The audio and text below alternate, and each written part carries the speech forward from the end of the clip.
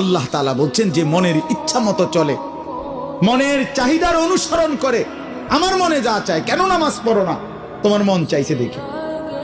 আর কি কারণ? তোমার মন চাইছে, তুমি পড়ো না কেন? সারাদিন নারী দেখো, ছবি দেখো, তোমার মন চাইছে, এই তো না, আর কি তো কিছু না।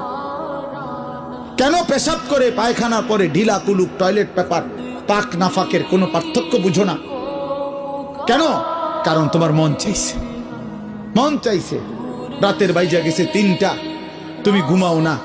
দিনের বাইজা গেছে 10টা, তুমি ঘুম থেকে ওঠো না। কারণ তোমার ইচ্ছা, তোমার মনে যা চাইছে তা। আল্লাহর কসম বাপ, আমার কথায় রাগ করো না।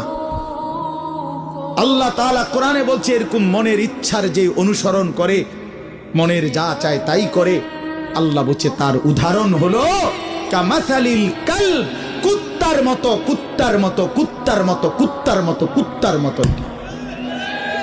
এই নামাজি বেনামাজি বেহায়া, মনে রাখিস তোর জিন্দেগি কুত্তার জিন্দেগি।